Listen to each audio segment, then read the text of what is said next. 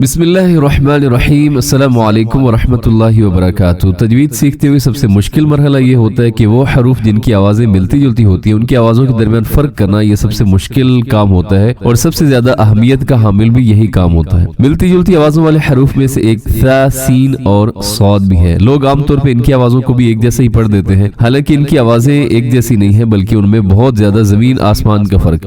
دیکھیے گا سب سے پہلے ث، جس کے اوپر 3 نقطے آپ کو نظر آ رہے ہیں، اس کی آواز باریک ہوتی ہے اور آواز نرم ہوتی ہے، اور دوسری چیز کہ اس کے اندر سیٹی نہیں ہوتی، بالکل بھی سیٹی کی ساؤنڈ اس میں نہیں ہوتا۔ لوگ عام طور پہ اس میں سیٹی ڈال دیتے ہیں، جیسے یہ لفظ اگر لکھا ہوا ثمرۃ تو لوگ ثمرۃ پڑھ دیتے ہیں، تو یہ درست نہیں ہے۔ اس میں آپ نے بالکل سیٹی نہیں ڈالنی، اور اس کی آواز نرم ہے، سخت بھی نہیں ہے۔ مثال کے طور پر ایک لفظ دیکھیے گا جیسے نثرن، نثرن۔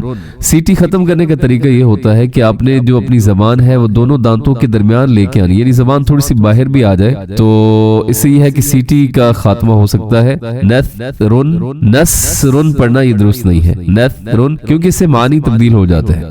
ثا کے بعد جو دوسرا حرف ہے وہ ہے سین۔ سین کی ویسے آواز زیادہ مشکل نہیں ہے، اس کی آواز باریک ہوتی ہے اور سیٹی والی ہوتی ہے، اور اس کے اندر سب سے زیادہ سیٹی جو ہے وہ سین کے اندر پائی جاتی ہے۔ اس کا ایک لفظ دیکھیے گا جیسے نثرن، اب یہاں پر سیٹی آ رہی ہے، نثرن، نثرن، آگے چلیے گا۔ اور جو تیسرا حرف ہے صاد، صاد کے ساتھ عام طور پہ زیادہ زیادتی ہو جاتی ہے، وہ اس طریقے سے کہ صاد کو لوگ سین کی طرح پڑھ دیتے ہیں، یعنی اس کو باریک پڑھ دیتے ہیں، تو اس کو موٹا پڑھنا ہے، آواز اس کی موٹی ہوتی ہے اور اس کے اندر بھی سیٹی ہوتی ہے۔ جیسے ایک لفظ ہے نصرن، نصرن۔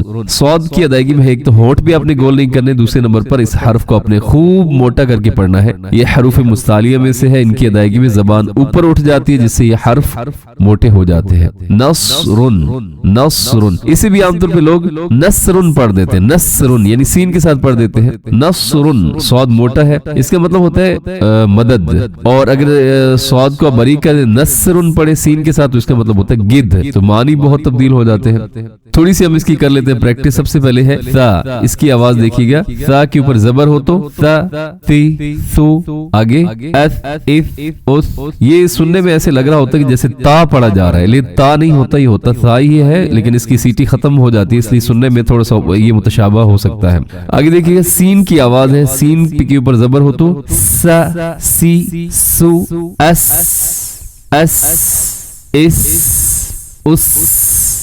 صاد کی آواز میں اس کو موٹا کرنا ہے آپ نے، صا، سی، سو، اس، اس، موٹا بھی اس کو کیا جا رہا ہے اور ساتھ اس میں سیٹی بھی ہے۔ اس، اس، اس، اس۔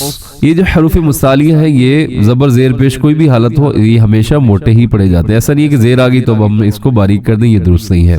تو اس کی خوب محنت کریں اور اس کے درمیان فرق کرنا ضروری ہے، کیونکہ اگر آپ ان میں فرق نہیں کریں گے تو معنی تبدیل ہو جاتے ہیں، تو یہ درست نہیں ہے، یہ لحن جلی ہے، یہ بڑی غلطی ہوتی ہے، ایک حرف کی جگہ پہ دوسرا حرف پڑھ دینا۔ اللہ رب العزت سے دعا ہے کہ اللہ کریم ہمیں صحیح طریقے سے قرآن پاک پڑھنے کی توفیق عطا فرمائے۔ السلام علیکم ورحمۃ اللہ وبرکاتہ۔